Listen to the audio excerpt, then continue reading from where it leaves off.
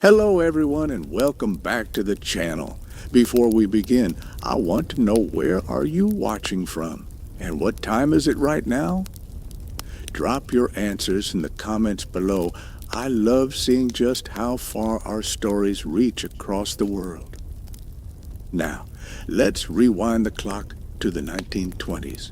Picture Chicago, the streets buzzing with jazz, speakeasies hidden behind secret doors, and politicians turning a blind eye while bootleg liquor flowed like water.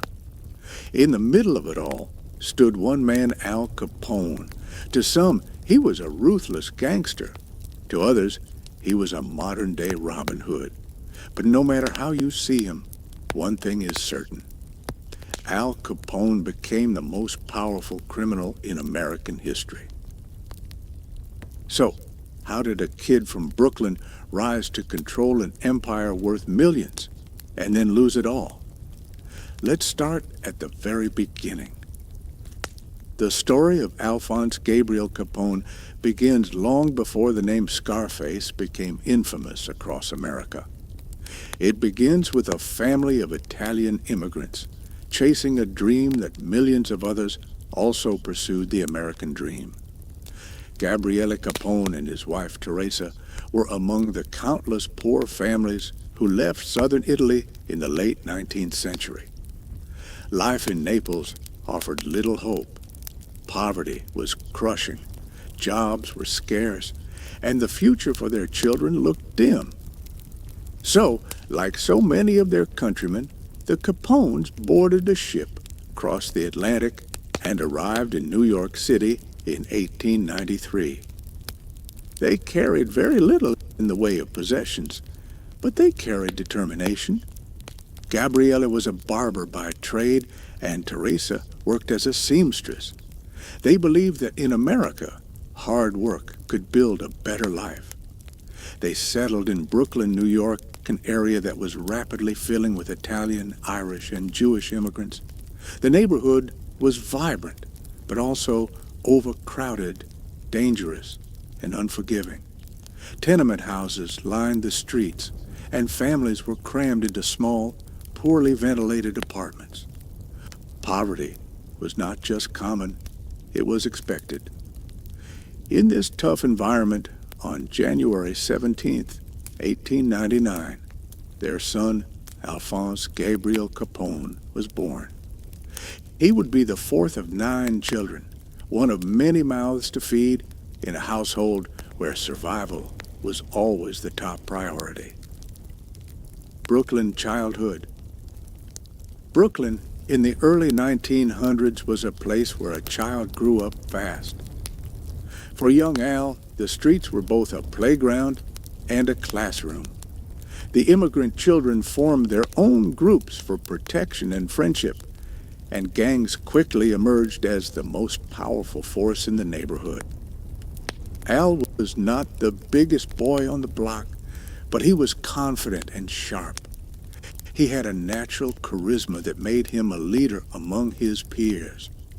He could be charming one moment and hot-tempered the next, a combination that earned him both loyalty and fear from those around him. At home, his parents tried to instill discipline. Gabriele, strict but hard-working, cut hair at his small barber shop. Teresa worked long hours as a seamstress while raising the large brood. But no matter how hard they worked, poverty followed them. The Capone children were raised knowing that the world did not hand out opportunities, you had to take them. Al attended a Catholic school and showed signs of intelligence, but he was restless. Teachers described him as clever, but also easily angered. He was not the type of student who followed rules blindly. His temper eventually got the better of him when, at 14, he struck a teacher during an argument. That incident sealed his fate. He was expelled, and his formal education ended permanently. From that point forward, his schooling would come from the streets. First steps into the underworld. With no education and little chance of a respectable career, young Capone turned to the only path that seemed open to him: crime. Brooklyn streets were filled with gangs, and one of the most prominent was the South Brooklyn Rippers. Al joined as a teenager, quickly learning the basics of gang life: loyalty, violence, and respect. But Al's true opportunity came when he fell under the influence of two older men, Johnny Torrio and Frankie Yale. Torrio, in particular, was more than a gangster. He was a mentor who believed that crime should be run like a business. He taught Capone that brute force could only take you so far. Intelligence, strategy, and patience were what made an empire last. Frankie Yale, meanwhile, gave Capone his first real job at the Harvard Inn, a bar and dance hall on Coney Island. Al worked as a bouncer and bartender. He learned how to handle unruly patrons, how to charm customers, and how to carry himself with authority. But the Harvard Inn would also leave its mark on him, literally. The making of Scarface. One night at the Harvard Inn, Capone made a mistake that would shape his image forever. He insulted a young woman, making an inappropriate remark about her appearance. Her brother, Frank Galluccio, took offense and confronted Capone. In the heated argument that followed, Galluccio pulled a knife and slashed Al across the left side of his face, leaving 3 deep scars. From that day forward, Al was branded with the nickname Scarface. Though he despised the name and preferred people call him Snorky, slang for looking sharp, the scars became an inseparable part of his identity. They gave him a fearsome look, and whether he liked it or not, the world would forever know him by that name. Family, work, and identity. Despite his growing involvement in the underworld, Al tried to maintain a sense of normalcy. At 19, he married Mary Josephine Coughlin, better known as May. Together, they had one son, Albert Francis. Sonny, you said, write without headings, ChatGPT said. Understood.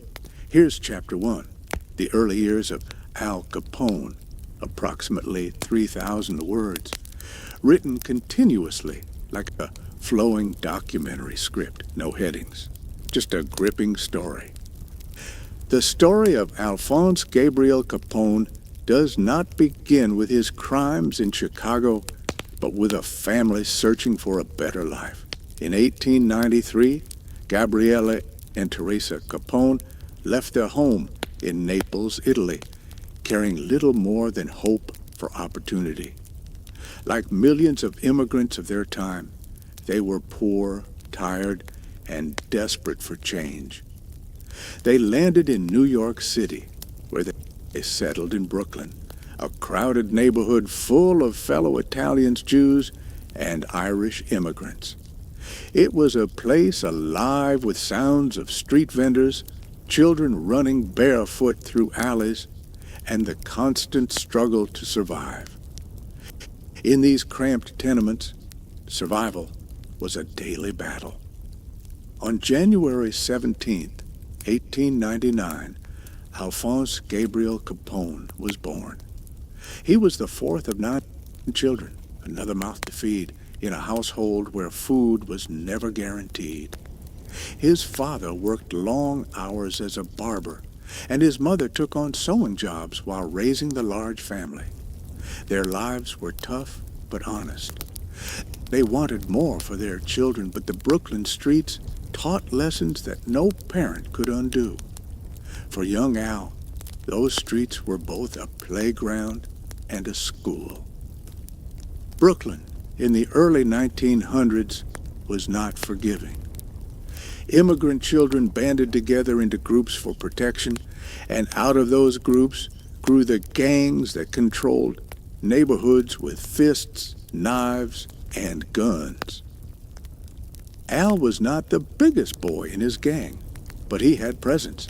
He was sharp, quick-witted, and had a temper that few dared challenge. He could be charming one moment, terrifying the next. Even as a child, he carried himself with a kind of authority that drew others to him. School was never his strength. Teachers noticed he was clever, but he hated rules and discipline. He often clashed with authority, and his temper exploded in ways that left consequences. At just 14, after striking a teacher during an argument, he was expelled. His formal education ended that day. Without school and with limited opportunities, the streets became his full-time classroom, and gangs his professors. By his mid-teens, Capone was already running with small-time outfits like the South Brooklyn Rippers and the 40 Thieves Juniors.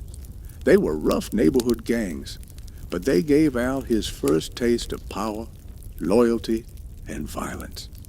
He quickly learned that respect was everything, and respect could be earned through fear just as easily as through friendship.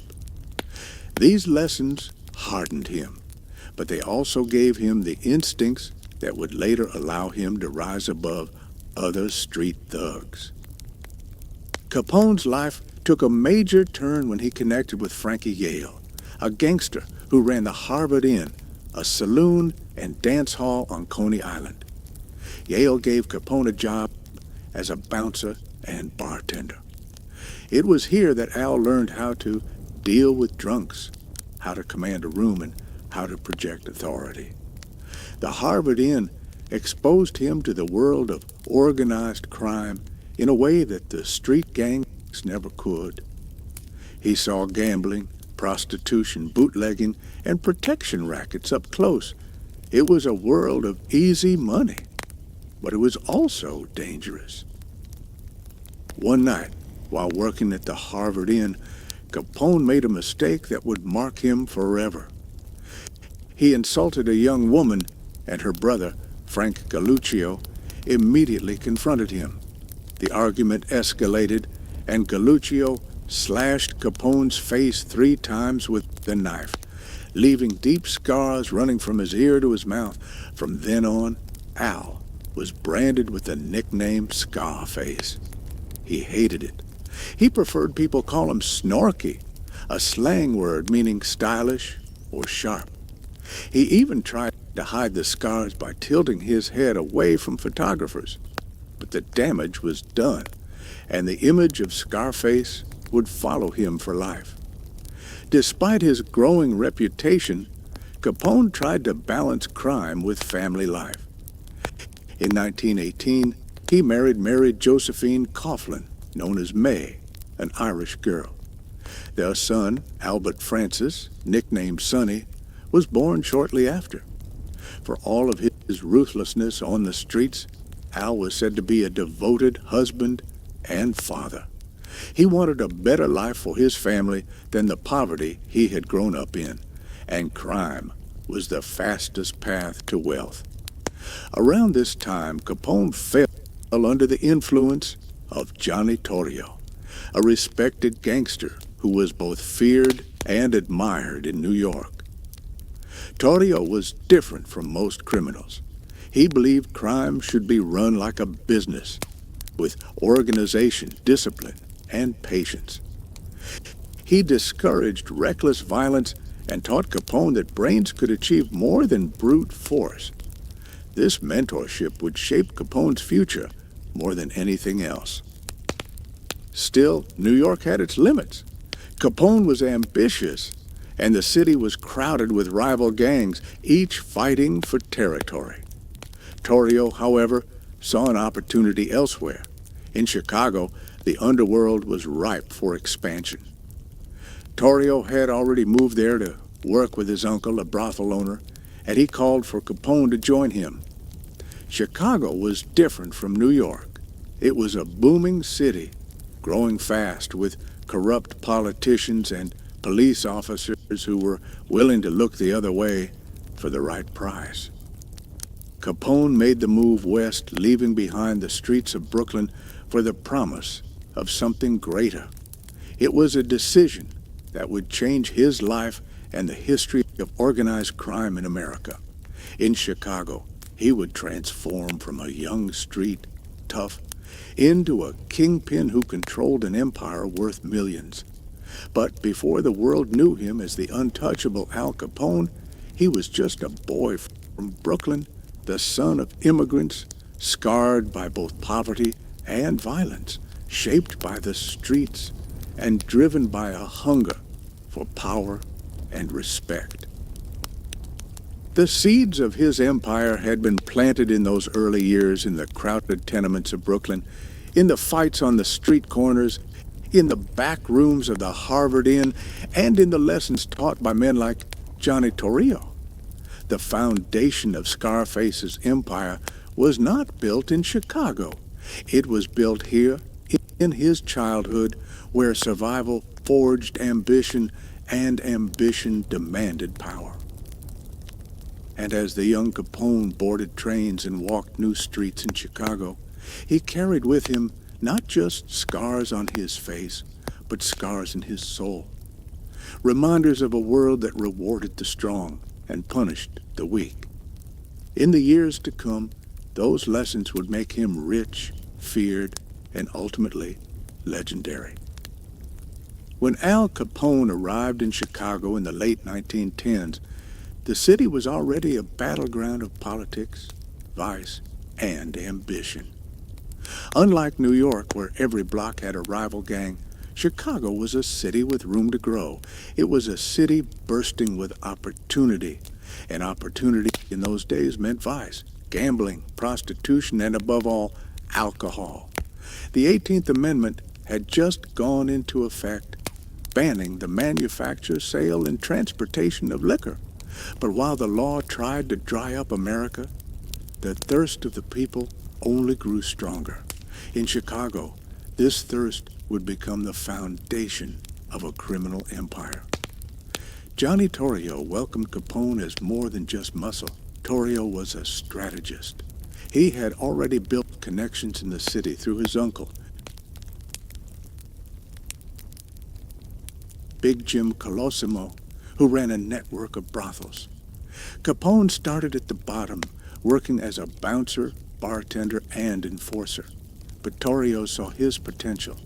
He had the street smarts of Brooklyn, the toughness to enforce order, and the charm to smooth over business dealings. Chicago was rougher, more corrupt, and more violent than New York, and Capone fit right in. It wasn't long before Big Jim Colosimo was out of the picture. Colosimo resisted moving into bootlegging, seeing it as too risky. But Torrio understood that Prohibition was not a curse. It was a gold mine. Liquor could be sold at 10 times its cost, and the demand was endless. In 1920, Colosimo was gunned down in his restaurant, clearing the path for Torrio to take control. Many suspected Torrio, with Capone at his side, had arranged the hit. With Colosimo gone, Torrio moved full speed into bootlegging, and Capone became his right-hand man. Chicago in the 1920s was a city of contradictions. On the surface, it was modern, bustling, and full of industry. But underneath, it was run by graft, bribery, and backroom deals. Police officers took envelopes of cash to ignore shipments of liquor. Judges were bought to throw out cases. Politicians happily looked the other way as long as they got their cut. In this environment, Capone thrived. He was not just a gangster. He was becoming a businessman. Speakeasies flourished, breweries ran secretly at night, and Capone's network stretched from delivery boys on the street to city officials in suits. But Chicago was not without competition. Dozens of gangs fought for slices of the bootlegging pie. Irish gangs like Dean O'Banion's Northside Gang, Sicilian outfits, and smaller independent crews all vied for control. Violence was constant, and Torrio relied on Capone to keep their interests safe. Capone's reputation as an enforcer grew. He was ruthless when he had to be, but he was also smart enough to know when violence should be avoided. Unlike some gangsters who relied only on fear, Capone mixed brutality with charm. He could smile across the table one moment and order a man's death the next. By the mid-1920s, Capone's fortune was already growing. Speakeasies dotted the city, and trucks loaded with beer and whiskey rumbled through the streets. The public knew who was behind it, but many didn't care. To ordinary Chicagoans, Capone was both feared and admired. He was the man who made sure their favorite bar never ran dry. The man who slipped $20 bills into the hands of struggling families. The man who sometimes paid hospital bills for the poor. He cultivated this Robin Hood image, and while newspapers called him a gangster, many on the streets called him a hero.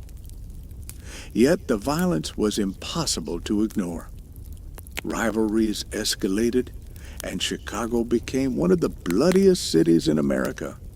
Shootings in broad daylight, bombings of rival breweries, bodies dumped in alleys, all of it became routine. Capone's name appeared more and more in the press, and his face became recognizable even to those who had never set foot in Chicago. The police and politicians still turned a blind eye, but public outrage began to grow.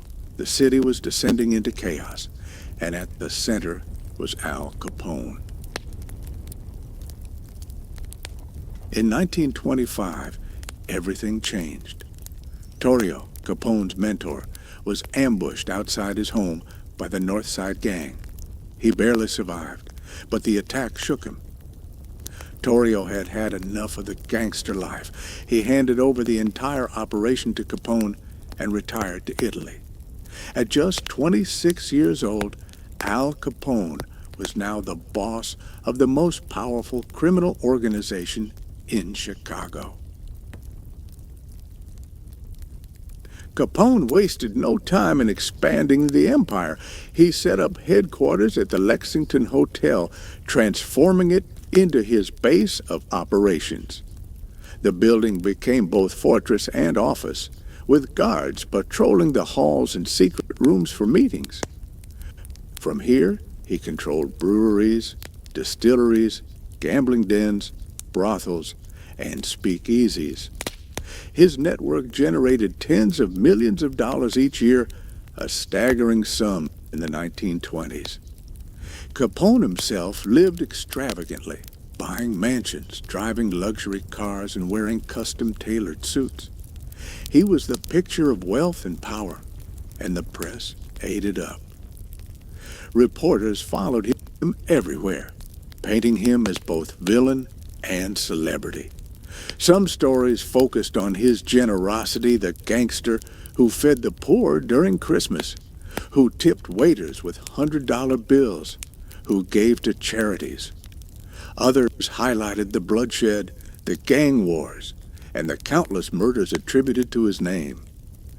Capone didn't shy away from the attention. He knew that image was everything, and he used the press to his advantage, playing the role of the untouchable king of Chicago.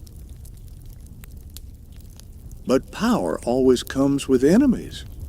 Dean O'Banion and his North Side gang continued to challenge Capone's dominance. O'Banion was bold and reckless, often mocking Capone openly. In 1924, O'Banion was murdered in his flower shop, shot down by men believed to be tied to Capone's gang. The killing sparked an all-out war between the North Side and Capone's organization. The city became a battlefield, with each side launching attacks, ambushes, and bombings. Civilians often found themselves caught in the crossfire. Through it all, Capone continued to grow richer. Estimates put his income at around $60 million a year, equivalent to nearly $1 billion today. He spread money liberally, buying off police captains, judges, and even city council members. To many, Chicago wasn't run by its mayor or its police chief.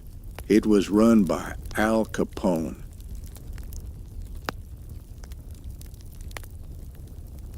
Still, the violence could not go unchecked forever. Newspapers across the country carried stories of Chicago's bloody streets. The federal government began taking notice, but for now, Capone remained untouchable. His empire was too vast, his influence too strong, his pockets too deep. He lived like a king, but his kingdom was built on shaky ground, and the cracks were beginning to show.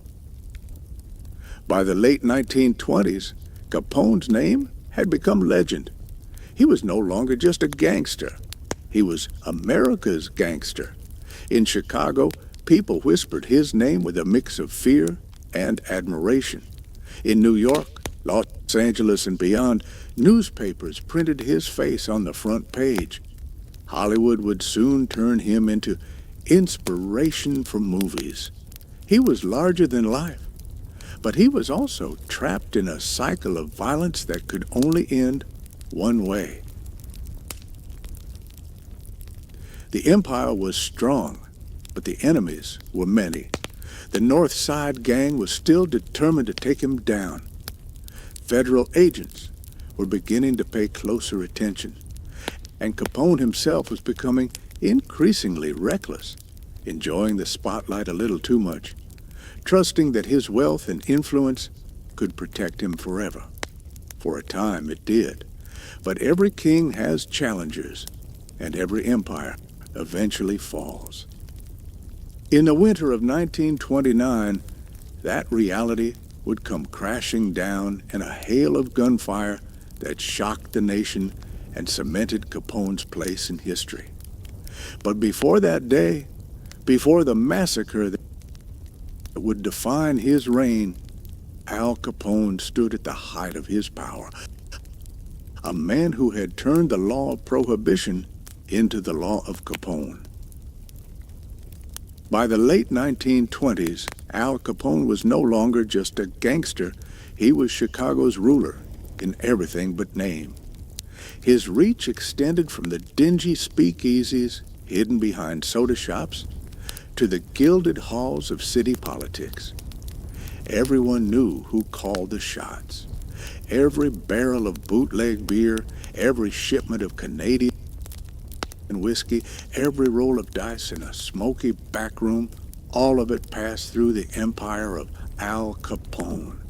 For the average Chicagoan, his presence was everywhere, invisible yet unavoidable, like the air itself.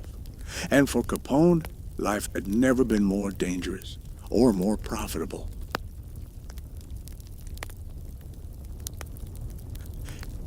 At just over 30 years old, Capone was pulling in an estimated $60 to $100 million annually, an almost incomprehensible fortune in those days. His money flowed into brothels, gambling houses, breweries, and unions. But while money bought loyalty, it also fueled envy.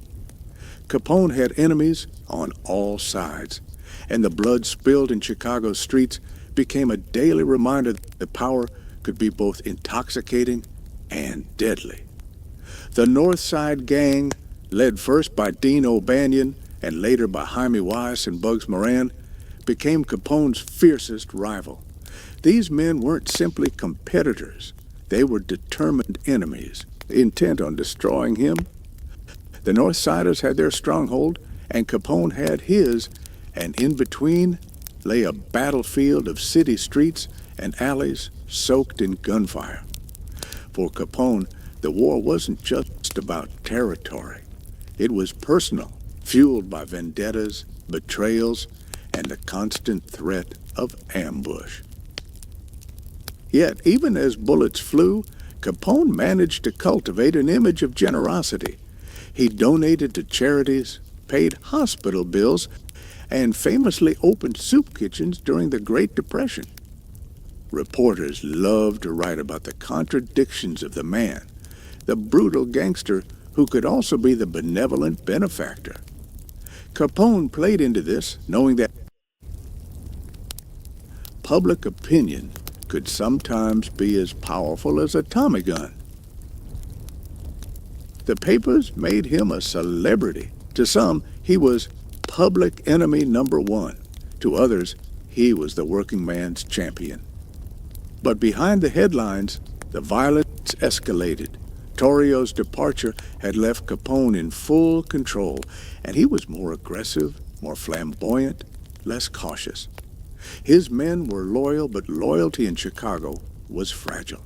With so much money at stake, betrayal was always a risk.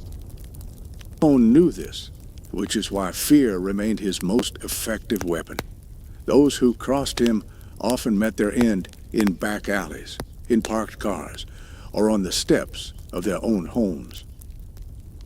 The North Side Gang, under the leadership of Bugs Moran, continued to push back. Moran was bold, unpredictable, and openly mocked Capone as a coward who hid behind his men. The tension between the two factions reached a breaking point in the winter of 1929.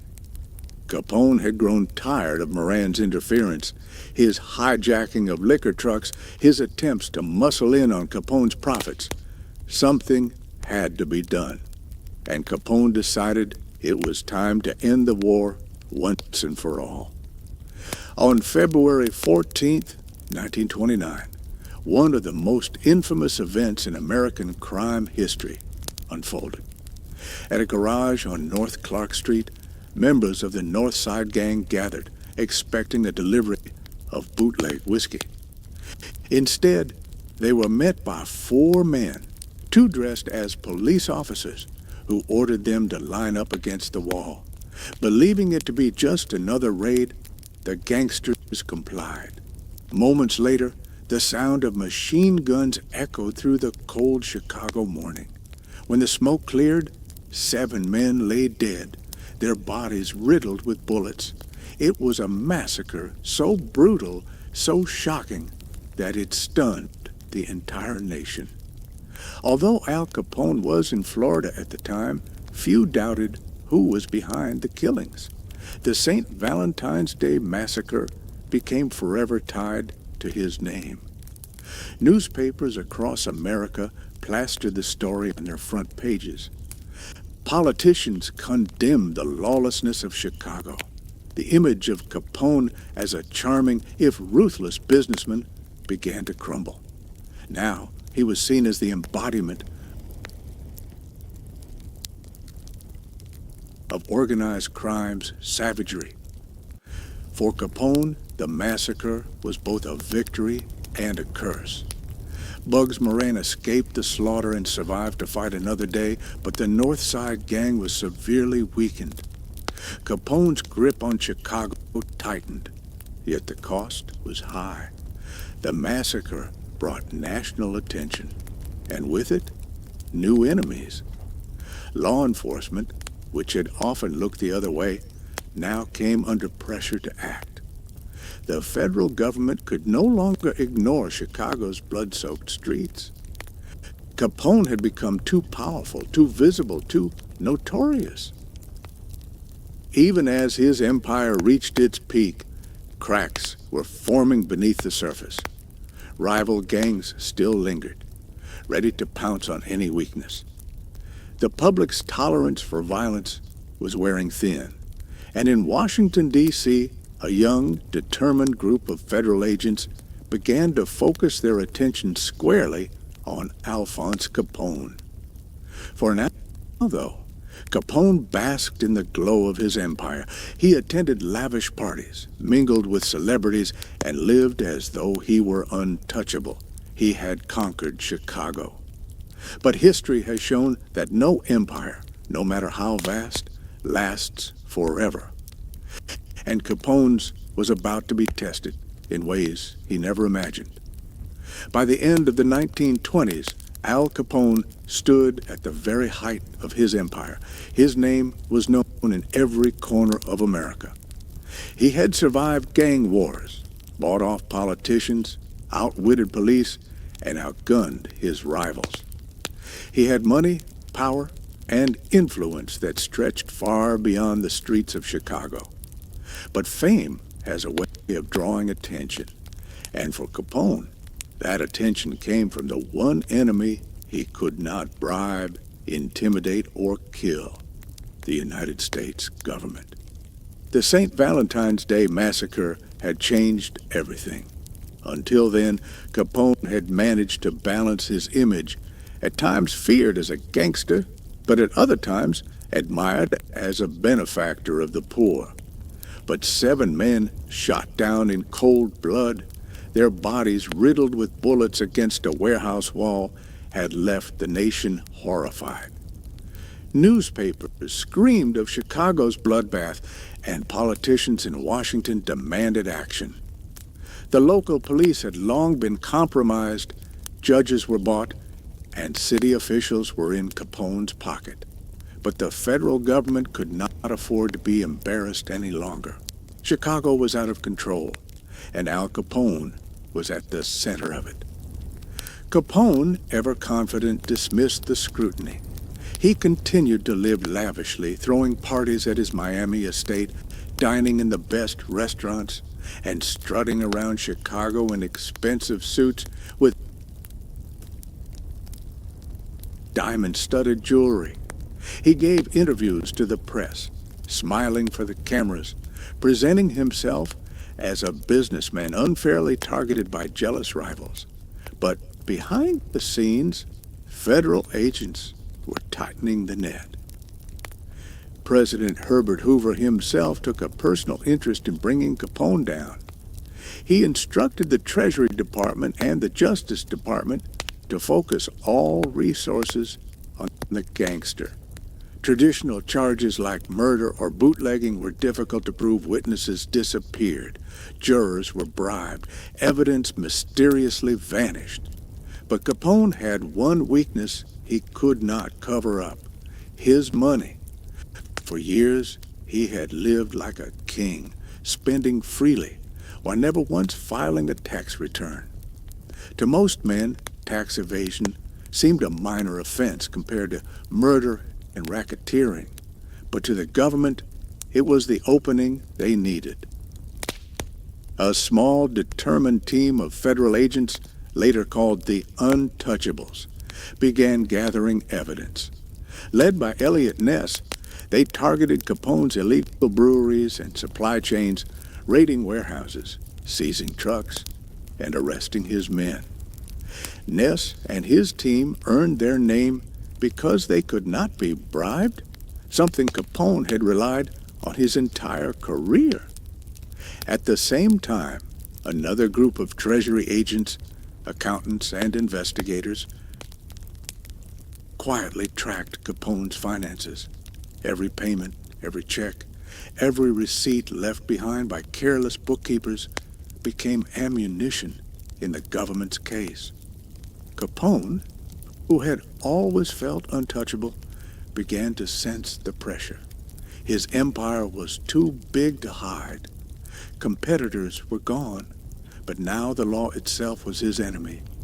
In 1929, he was arrested in Philadelphia for carrying concealed weapons and sentenced to a year in prison. It was meant to be a small setback, but it showed that the walls were closing in. Upon release, he found Chicago no longer as safe as it once was. The raids, the arrests, the bad press, all of it was eroding his invincibility. Still, Capone refused to believe he could be toppled. When summoned to testify before a grand jury in 1931, he appeared in a tailored suit and smiled for the cameras. He thought his lawyers, his money, and his reputation could protect him just as they always had. But this time was different. The federal prosecutors charged him with 22 counts of tax evasion. For years, he had flaunted his wealth while claiming no income. They had the receipts, they had the ledgers, they had witnesses ready to testify. The trial of Al Capone in the fall of 1931 was one of the most sensational in American history. Crowds packed the courthouse. Reporters filled every seat, scribbling notes as Capone walked in, confident and smiling. But the confidence soon began to crack. The judge in the case, James Wilkerson, was no ordinary man. Aware of Capone's ability to bribe jurors, Wilkerson made a last-minute switch, pulling the jury out and replacing them with another panel from a different courtroom. Capone's defense was caught off guard. Suddenly, the gangster who had bought every outcome he needed was facing a jury he could not control. The evidence was overwhelming. Accountants laid out ledgers showing income from gambling houses and bootlegging operations. Witnesses testified about cash payments and lavish spending.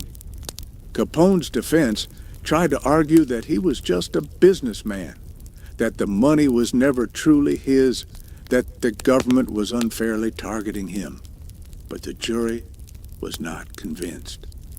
On October 17, 1931, Al Capone was found guilty on 5 counts of tax evasion. The judge sentenced him to 11 years in federal prison, the harshest sentence ever given for tax evasion at the time. The King of Chicago was going to prison. The news stunned the country. Capone, the man who had ruled an empire, who had laughed in the face of the law, was finally brought down not by bullets or gang wars, but by paperwork and taxes. His fortune could not save him. His lawyers could not protect him. His reputation, once larger than life, was now reduced to a prisoner number. He began his sentence at the U.S. Penitentiary in Atlanta, but even behind bars, Capone tried to wield influence. Guards were bribed, privileges were granted, and for a time it seemed prison would be another place he could bend to his will. But in 1934, he was transferred to the newly opened Alcatraz, the island fortress designed to hold America's most dangerous criminals. Here, there were no favors, no bribes, no luxuries. Capone was just another inmate stripped of power, forced into a routine of hard labor and isolation. The years behind bars took a toll. Capone's health began to decline rapidly. Syphilis, an infection he had contracted years earlier, spread to his brain, causing confusion, memory loss, and erratic behavior. The once sharp, commanding boss of Chicago was reduced to a frail man, often seen playing banjo in the prison band, his mind slipping further each year. In 1939, after serving nearly 8 years, he was released for good behavior, though his body and mind were already broken. He retreated to his estate in Florida, no longer the feared gangster, but a shadow of his former self. The man who had once ruled Chicago now spent his final years in near seclusion, tended to by his family, often lost in confusion, barely recognizing those around him. On January 25, 1947, Al Capone died of a stroke brought on by complications of syphilis. He was only 48 years old. The fall of Al Capone was as dramatic as his rise. He had lived as though he were untouchable, believing money, violence, and charm could protect him forever. For years, he was right. But in the end, it wasn't rival gangsters or assassins who ended his reign. It was the quiet persistence of government accountants, the determination of federal agents, and the law of the land he had ignored. His empire crumbled, his reputation tarnished, his life cut short. And yet, the legend of Al Capone endures. His name remains synonymous with the Roaring Twenties, with Prohibition, with the image of the gangster as both ruthless villain and folk hero.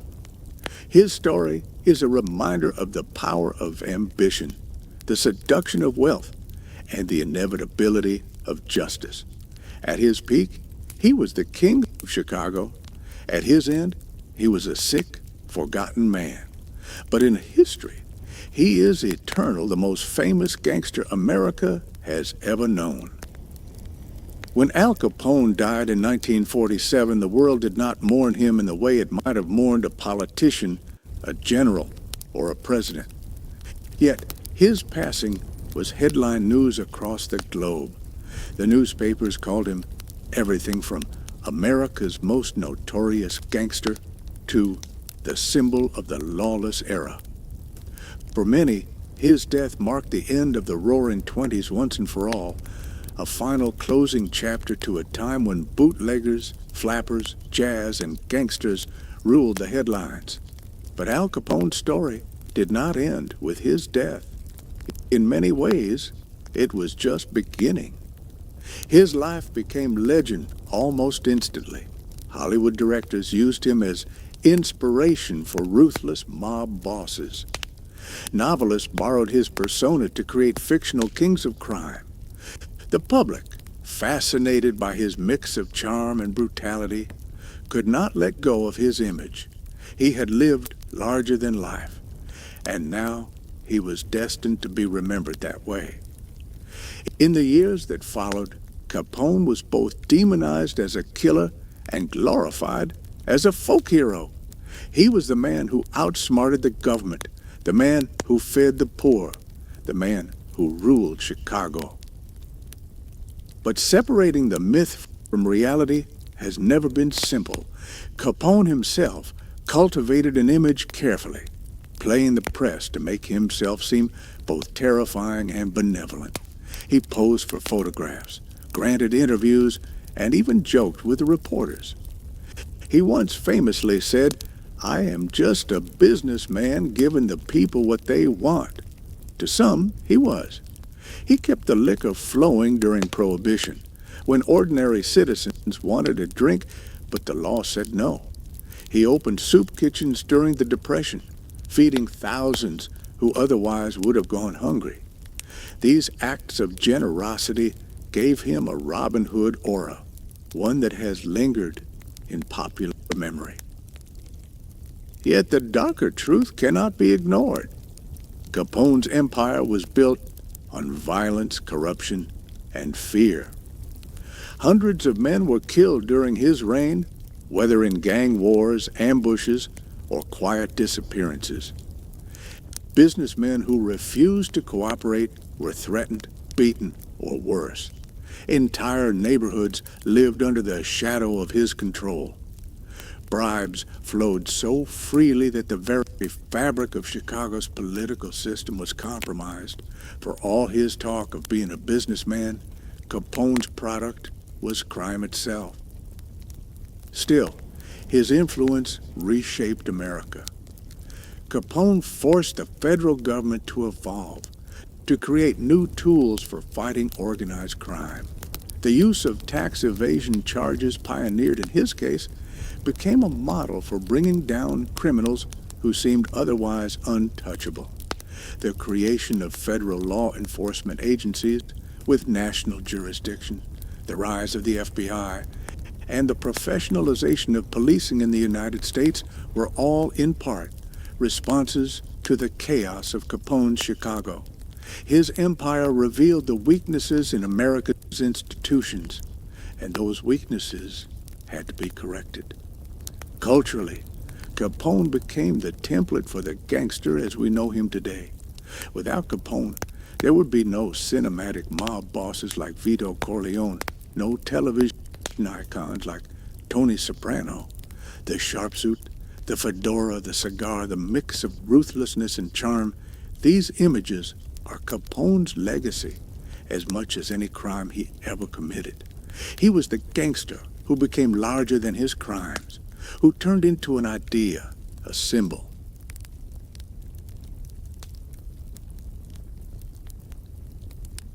A myth. But perhaps the most haunting part of his legacy is the way he ended.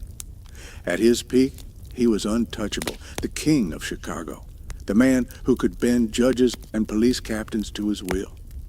Less than 20 years later, he was a broken figure, his mind destroyed by disease, wandering his Florida estate in confusion, forgotten by the empire he once ruled.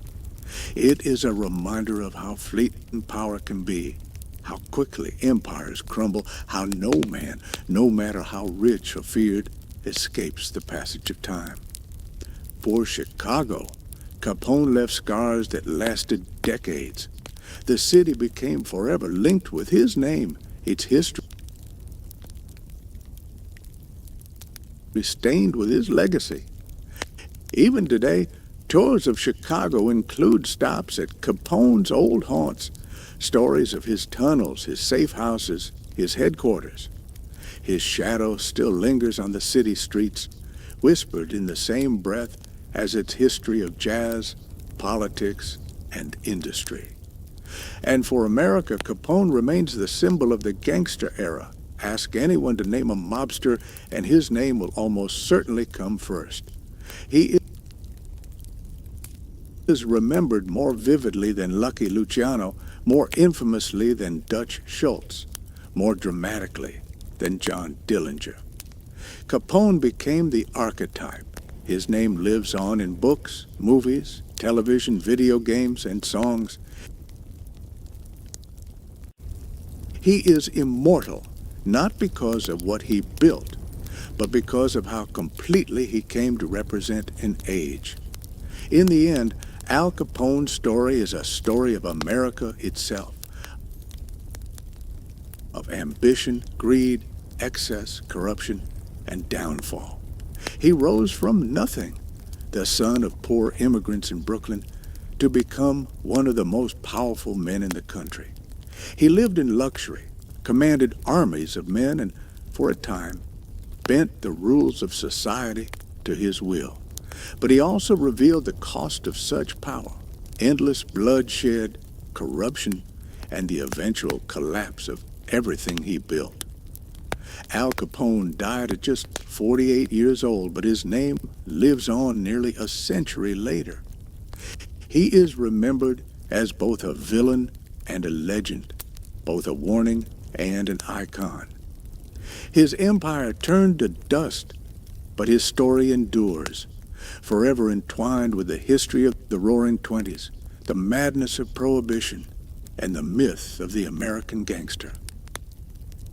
And so, we arrive at the end of our journey through the life of Alphonse Gabriel Capone, the boy from Brooklyn who rose from nothing, who built an empire from the shadows of Prohibition, who ruled Chicago with fear and generosity in equal measure, and who finally fell not by a rival's bullet, but by the quiet persistence of the law. His story is not just the story of a man.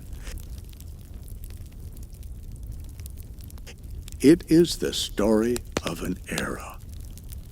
We began in Chapter 1 with a child born to Italian immigrants, raised in the cramped tenements of Brooklyn. Al was not destined for greatness in the traditional sense. He was a school dropout, expelled at 14, hardened by the streets, scarred for life in a barroom brawl. But even then, the qualities that would define him were already there, a mix of intelligence, temper, and charisma. He was not the strongest, but he was the one others followed. The streets of Brooklyn taught him the first lessons of survival, and they prepared him for the greater battlefield that lay ahead, Chicago. In Chapter 2, we followed him westward to a city ripe with opportunity and chaos. Under Johnny Torrio, Capone found his mentor. Torrio taught him discipline, strategy, and the value of business and crime. Bootlegging during Prohibition became the gold rush of the century, and Capone seized it with both hands.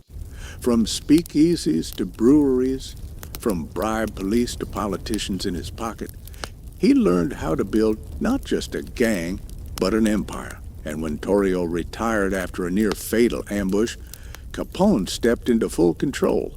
At 26 years old, he was the king of Chicago. Chapter 3 showed us Capone at his peak. The money flowed in by the millions. His name was known across America.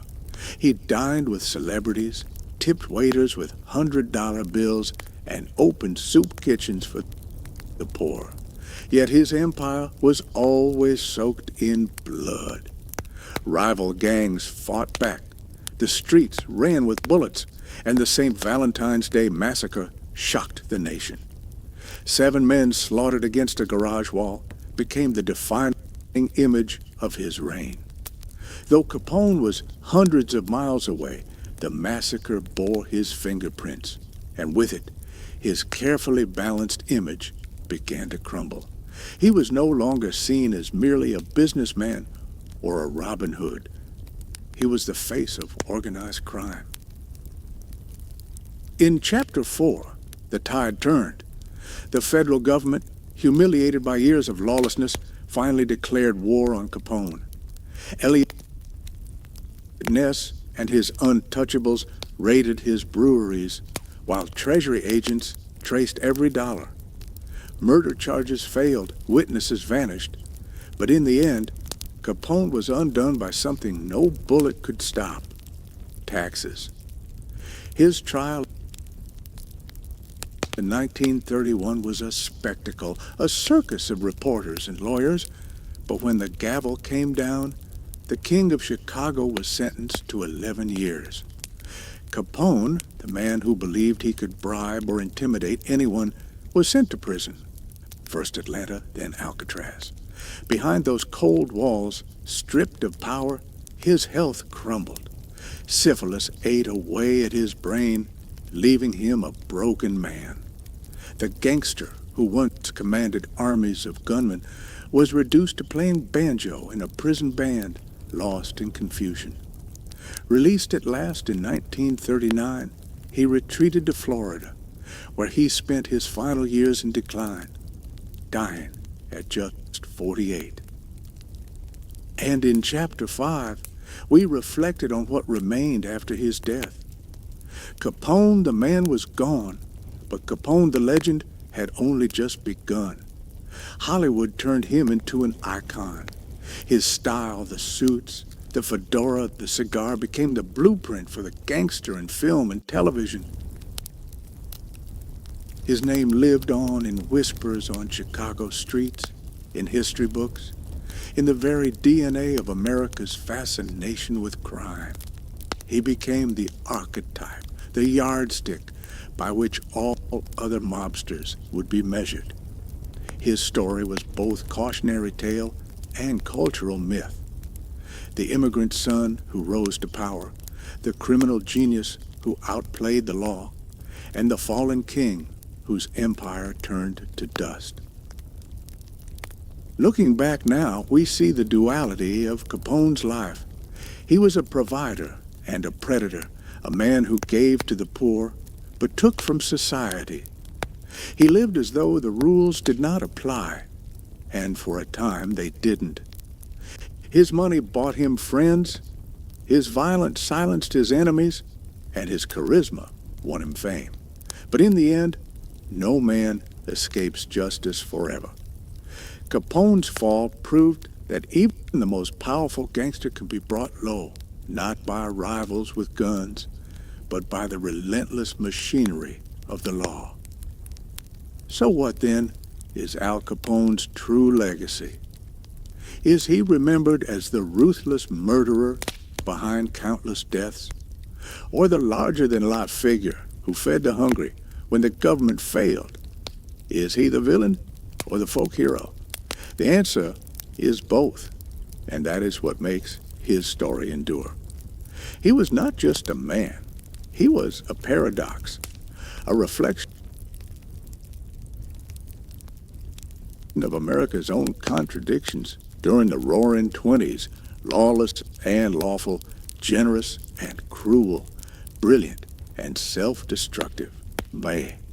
As we close this journey, Imagine for a moment the streets of Chicago in the 1920s, the jazz echoing from speakeasies, the clink of glasses filled with forbidden whiskey, the rattle of Tommy guns in the night. In those shadows walked Al Capone, larger than life, feared, admired, hated, remembered. He is long gone now, but his ghost lingers still in every story told of the gangster era, in every film, in every whispered name. Al Capone, Scarface, the Dapper Don, the King of Chicago. This has been the story of his rise, his reign, and his fall. Thank you for walking with us through history, for revisiting the world he built and the world he destroyed. Al Capone may be gone, but his story is immortal. And as we close the book on his life, we are left with one final truth. Legends never die. They only change shape. And Al Capone, for better or worse, will forever be remembered as America's most famous gangster